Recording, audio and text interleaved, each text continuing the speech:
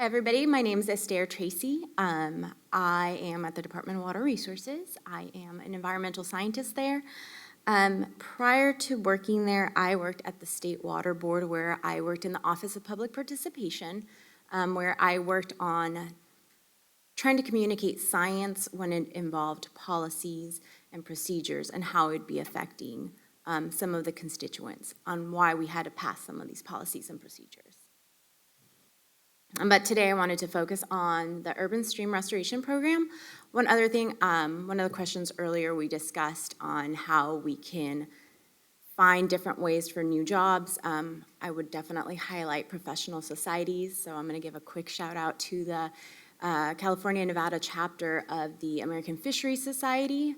So if you're interested in that, that's another way that you could pursue different options for jobs, because they do have different opportunities for you to get engaged and learn about different restoration projects that are going on and things, and making those connections. Those networking connections are very, very important, especially early on in your career. So the Riverine Stewardship Program at the Department of Water Resources focuses on DWR's mission by implementing some of our technical assistance that we provide to some of our communities around the state. And this information will be showcased with the Morison Creek Restoration Project. The Riverine Restoration Program is composed of a multidisciplinary team that focuses on different expertise like fisheries, bioengineering, restoration, and riverine stewardship. We are divided into 3 different programs. 2 of them are granting programs. So we have the Urban Streams Restoration Program and the San Joaquin Fish Population Enhancement Program. And finally, we have the Fish Passage Improvement Program, which focuses on just identifying fish barriers. Today, I'm going to focus on the Urban Streams Program. We have been around for 35 years. This program is bond funded, meaning that we are able to allocate funds every time that the bond provides funds to our program. This program focuses on the restoration and restoring the ecological value of urban streams, also preventing property damage now and in the future due to bank erosion in urban environments, and community involvement, education, and riverine stewardship. So as part of this program, we have a 2-applicant process where one of the groups that applies has to be a local community group or a nonprofit that focuses on restoration and really involves the community in these processes. So some of the projects that we have funded in the past have incorporated processes with bioengineering. That involves putting biodegradable fabrics on banks for stabilization, or using different riparian habitat or riparian plants to help with that stabilization. We also want to improve the channel's capacity and restore that as best as possible by restoring the ecological value, but in certain areas we are highly confined. So we want to make sure that we're having a good balance between the two. And we also want to make sure that we are involving the community. So a lot of these projects, like I've mentioned earlier, can incorporate the community by having them do volunteer work, by helping clean up the trash, doing planting days, different activities like that, where they will become stewards for these projects and learn more about their environment. So here is a map from Cal EnviroScreen. We focus on this because with our latest funding source, which is Proposition 68, we have the ability to provide disadvantaged communities with the expertise that they need in order to develop projects. So restoration projects can be very expensive and can take a lot of time. A lot of disadvantaged communities don't have the funds needed to hire a contractor in order to do a restoration project. So we are able to provide them with the expertise so that they can get their projects to be almost shovel ready. Some of the services that we can provide are planning and project implementation. So we help them from something that can be super simple as, I have this problem, help me design this creek restoration, it can be more in depth as we can do the actual hydraulic modeling that they need. We can do environmental planning, permitting, protected species surveys, etc. So this is the Morison Creek project. This is our first urban stream technical assistance project. Long-term residents approached us and asking us to help them restore this area. At one point, they used to go down to the creek to actually catch salmon. Unfortunately, that is not something that we are highlighting in this restoration effort because it is disconnected. I'll talk about that in a little bit. But basically what we're really trying to do is reconnect the community to the creek, because a lot of them don't even know that there's a creek there and it is blocked off by fences, much like the LA River. So because of safety reasons, different areas don't want, or different cities don't want the community to be entering these rivers or channels, because when there's high storm events or high flow events, the water will flow too quickly and there's no way for the community to get out. The community is already using these areas, they're just hopping the fences. So it's an issue waiting to happen. As you can see, it is a concrete-lined trapezoidal channel where it was armored and has grouted rock channel bends, so it is very unforgiving. In the 1970s, the Army Corps of Engineers began to channelize this corridor to protect the city of Sacramento from greater flood issues. Currently, the channel is able to convey the 100-year event, or storm event, but with further housing developments being put in upstream, it won't be able to sustain that anymore. So Morison Creek is a 23-mile long channel. Do we have a pointer? So it originates up here in Rancho Cordova and flows all the way through to the Stones Lakes National Wildlife Refuge, so down here. At one point, it was connected to the Sacramento River. Now the water is pumped from the refuge over the levee into the Sacramento River, so that's why salmon can't flow.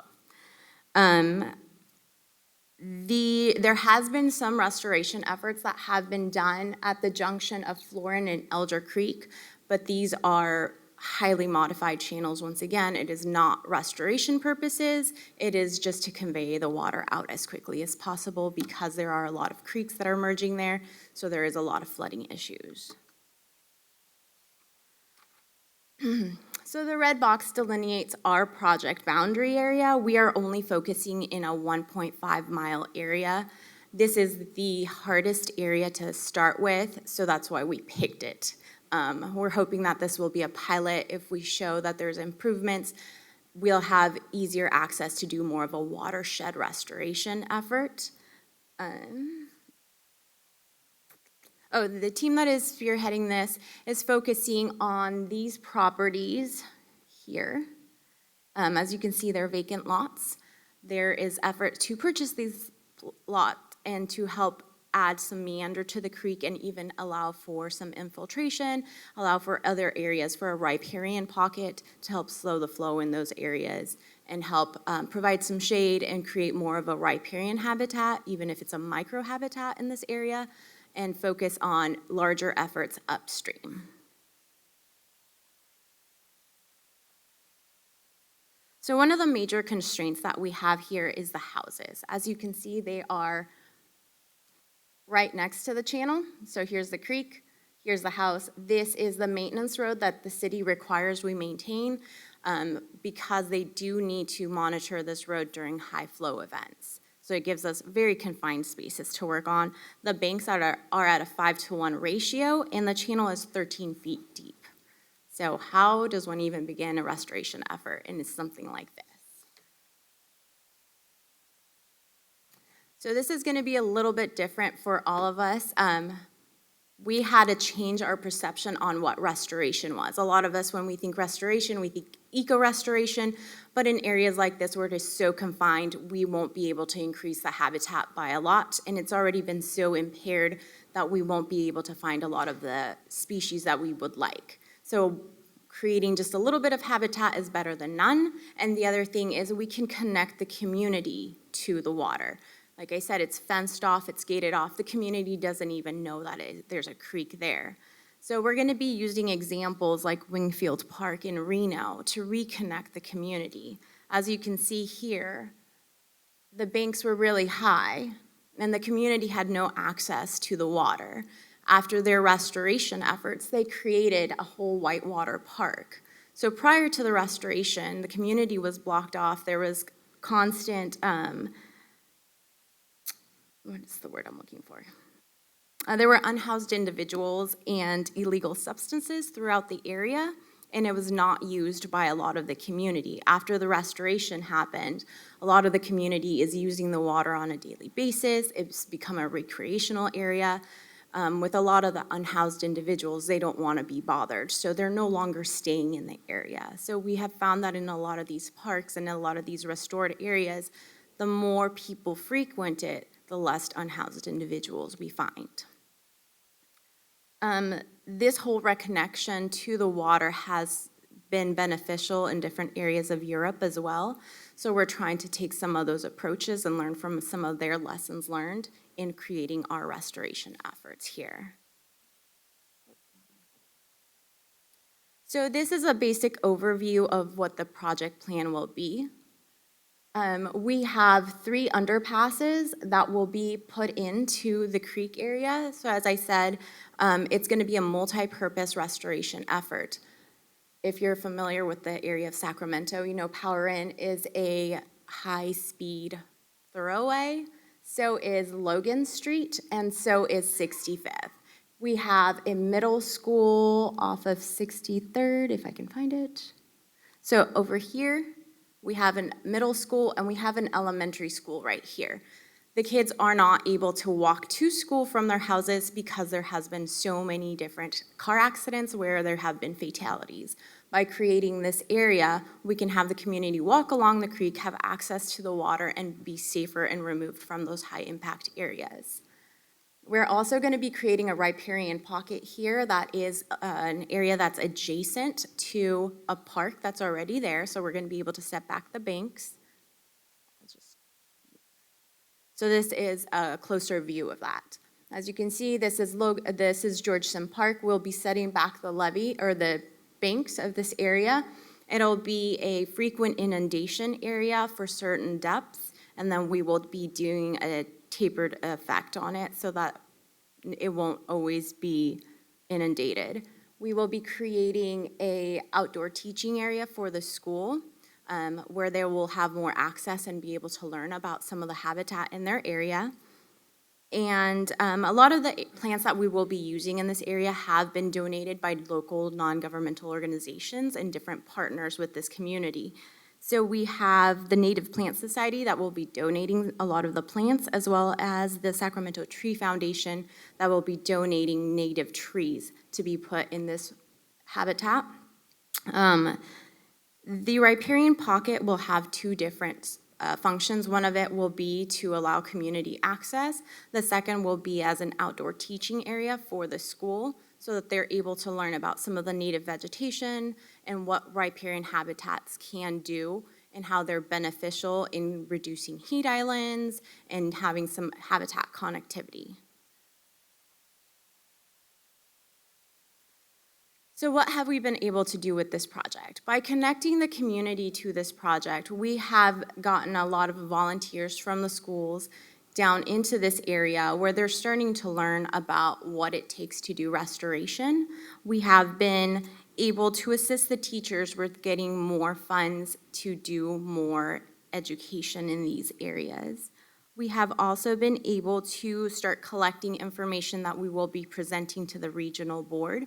At this area, there is no monitoring sites. There's no information really, so we can't say how our project will be improving because we have no data. So we're starting to collect that data with the schools so that we can start presenting that and making some of the beneficial changes that communities want to see in this area. And this collaborative effort has allowed us to really empower the community. And a lot of this, we're just helping form the connections where they need it and letting local community leaders go forward so that they are then empowered to further seek restoration in their watershed. So with that, any questions?